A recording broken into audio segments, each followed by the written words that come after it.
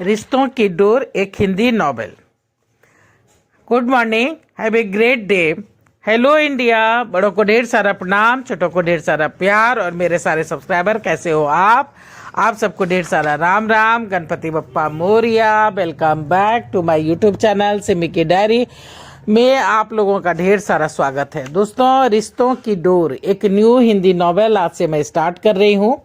जैसा कि आप लोग जानते हैं कि इस चैनल पे मेरी 4 हिंदी नॉवेल कंप्लीट हो चुकी है और ये मेरी 5वीं हिंदी नॉवेल है जो आज मैं स्टार्ट कर रही हूँ, और इसका फर्स्ट एपिसोड आज आप लोगों के समक्ष रखने जा रही हूँ। इस नॉवेल का शीर्षक है रिश्तों की डोर। रिश्तों की डोर, तो देखिए कैसा लग रहा है। तो आप लोगों के समक्ष मैं रखने जा रही हूँ रिश्तों की डोर। आप पाठकगण से कुछ बातें मैं कहानी को रखने के पहले कहना चाहूंगी कि मानव सामाजिक प्राणी है। दोस्तों मानव सामाजिक प्राणी है, अकेला नहीं जी सकता। इसके लिए जरूरी है रिश्ते, और रिश्तों के लिए जरूरी है एक डोर एक ऐसा बंधन, एक ऐसी कशिश जो इंसान को एक दूसरे से बांध कर रख सके, जोड़ कर रख सके, ना सिर्फ कुछ वक्त के लिए बल्कि जिंदगी भर के लिए, और कभी कभी तो जन्म जन्म के लिए। ना सिर्फ कुछ वक्त के लिए बल्कि जिंदगी भर के लिए, और कभी कभी जो है सो जन्म जन्म के लिए। तो चलिए इन्हीं सब बातों को मद्देनजर रखते हुए मैंने ये कहानी लिखी है, रिश्तों की डोर। प्रतिमा यानी मूर्ति, बिल्कुल भूत बनी हुई। क्यों ये तेरा समुंदर किनारे पे आना, गुमसुम सी चुप चुप बैठ जाना, कहाँ से सीखा है यूं दिल बहलाना, था इंतजार किसी का रूठना मनाना। वाह वाह वाह, शुक्रिया। जूही मुस्कुराते बोली। प्रतिमा अपनी कुछ सहेलियों के साथ समुद्र तट पर अक्सर आया करती थी। उसे यूं गुमसुम बैठना भी अच्छा लगता था, या उसकी बेबसी थी, पता नहीं। शायद उसे भी पता ना हो, पर कहे लगाते लगाते अचानक चुप सी हो जाना शायद उसकी आदत सी बन गई थी। अब चलो भी, काफी देर हो रही है, थोड़ी देर और। नहीं, मुझे ट्यूशन के लिए जाना है, इस पढ़ाकू को तो लाना ही नहीं चाहिए था। अच्छा चल ठीक है, तुम लोग बैठो, मैं अकेले चली जाती हूँ। नहीं बाबा नहीं, अरे रुको तो, चल। प्रतिमा उठती हुई बोली। सभी गाड़ी पर सवार हो निकलना ही चाह रही थी कि गाड़ी थी कि जो बढ़ने का नाम ही नहीं ले रही थी। जूही बोल रही है, करे इसे क्या हो गया। श्यामा बोल रही है कि मेरे ट्यूशन क्लास का क्या होगा। सैम्पी बोल रही है चुप, जब देखो ट्यूशन ट्यूशन। तभी बेला नीचे उतर गई। अरे टायर पंक्चर हो गया है, ये महारानी बढ़ेगी तो बढ़ेगी कैसे। जूही बोल रही है, हे भगवान अब क्या होगा। बेला बोल रही है, क्यों तुम्हें टायर लगाने नहीं आता। नहीं क्या। सभी एक साथ चीख पड़ी। अंधेरा होने को है, अब क्या होगा। प्रतिमा बोल रही है कि चलो मिलकर कोशिश करते हैं, शायद काम बन जाए। काफी देर तक सभी लड़कियां कोशिश करती है पर सफलता नहीं मिलती है। तभी एक्सक्यूज मी जी, मैं थोड़ी मदद कर दूं।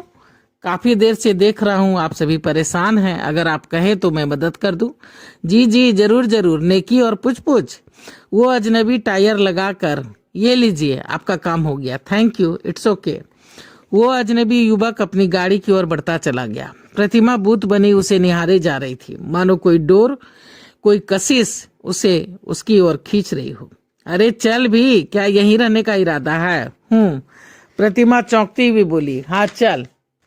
जूही सभी दोस्तों को घर छोड़ के अपने घर की ओर बढ़ चली। अंत में प्रतिमा का घर पड़ता था, अभी अभी उसे छोड़ा था। Bye bye. प्रतिमा अपने घर की कॉलबेल बजाती है। कौशल्या किवाड़ खोलते हुए, आज बड़ी देर हो गई बेटा। हाँ गाड़ी खराब हो गई थी। मम्मा आ गई। नहीं, मुझे ये पता ही था, पूछना ही बेकार हुआ, बेकार पूछा। कुछ खाओगी। नहीं, मन नहीं हो रहा है, मैं अपने कमरे में जा रही हूँ, परसों से टेस्ट है, पढ़ाई करनी है। प्रतिमा अपने डॉक्टर माँ सुरभि की इकलौती बेटी थी, जो अपनी बड़ी नानी यानी सुरभि की बड़ी मौसी के साथ रहती थी। बचपन से उसने उन्हें नानी के बदले मौसी ही कहा था। इधर सोमेश अपने कैबिन में बैठा प्रतिमा के बारे में ही सोच रहा था। उन पांचों में वो कितनी शांत और निश्चल सी लग रही थी, मानो सचमुच कोई प्रतिमा हो, कोई भूत, कोई मूर्ति। कितनी सादगी और सुंदर। वो अपने विचारों में ही खोया था कि अचानक हेलो सुन चौंक पड़ा। सामने अपनी जिगरी यार राकेश को खड़ा देख करके उसका चेहरा खिल उठा था। अरे तुम आओ बैठो। कहाँ यार, हम बिजनेसमैन को बैठने की फुर्सत कहाँ। ये ले कार्ड। कार्ड? कैसा कार्ड? मेरी शादी हो रही है। कौन है वो? और मुझे अब बता रहा है? मुझे खुद भी पता नहीं था। क्या मतलब? हमारे खानदान में लव मैरिज संभव नहीं है, अरेंज मैरिज है। तो क्या तुमने देखा भी नहीं उसे? देखा है ना सबों के बीच में। राकेश कुछ इस तरह से मुंह बना के बोला कि सोमेश हंस पड़ा। अच्छा जाने दे, लव शादी के बात कर लेना। देखते हैं देखते हैं। सोमेश फिर हंस पड़ा। यानी बिना प्यार के ही तू पूरी जिंदगी काटने वाला है? अरे यार छोड़ ये बातें, चाय कॉफी कुछ तो ले। नहीं कुछ नहीं, बहुत काम है। कितने सुहाने दिन थे कॉलेज के, वो मंडराती तितलियां, वो फूलों के बाग। अब तो शहीद होने जा रहा हूँ, आ जाना शहीद दिवस पे। राकेश यूं मुंह बनाकर बोला कि फिर दोनों हंस पड़े। चलो निकलता हूँ, जरूर आना। अरे ये भी कोई कहने की बात है? अरे तू भूल जाता है इसलिए बार बार बोल रहा हूँ। चल ठीक है, बाय बाय। एक सप्ताह के बाद शैलेश कुमार अपने कैबिन में ही थे कि अचानक सोमेश आ जाता है। डैड, मुझसे गलती हो गई। गलती? कैसी गलती? वो मुझे बिल्कुल याद ही नहीं रहा। आज राकेश की शादी है और मैंने कई मीटिंग्स रख ली है। तो कैंसिल कर दो। नहीं डैड, काफी जरूरी है, आप अटेंड कर लीजिए। ये फाइल देख लीजिए प्लीज। अभी तो रात होने में वक्त है बेटा। नहीं डैड, मेरा बहुत अच्छा दोस्त है, मुझे शॉपिंग पे भी जाना होगा, उसके लिए, उसकी बीवी के लिए गिफ्ट लेना है। वक्त बहुत लगेगा इस सब में। अब मेरे पास वक्त नहीं है, मुझे बिल्कुल छुट्टी चाहिए। आप देख लीजिए, मैं मीटिंग अटेंड नहीं कर सकता प्लीज। अच्छा बाबा, चल ठीक है। आप मार्था को बुला ले, मेरे मीटिंग्स के बारे में कुछ सोचे प्लीज। मुझे बस अभी से छुट्टी चाहिए please dad. Okay my child, okay my child, जाओ एंजॉय करो, मैं मैनेज करता हूँ। Bye dad, bye. सोमेश घर आकर फ्रेश होता है, तभी फोन बज उठता है। हेलो हेलो, कहाँ है यार? तुम्हें याद भी है या नहीं कि आज मैं शहीद होने जा रहा हूँ? अरे हाँ, कैसी बातें करता है। मैंने सोचा पता नहीं याद भी है या नहीं, या भूल गया तुम। नहीं ऐसी बात नहीं है। तो चल ठीक है, जल्दी आ जाना, मैं रखता हूँ, बाय बाय। तो देखिए दोस्तों, मेरी ये नई हिंदी नॉवेल रिश्तों की डोर, इसका फर्स्ट एपिसोड मैं यहाँ तक रखती हूँ। सेकंड एपिसोड लेके जल्द ही मैं आप लोगों के समक्ष आ जाऊंगी।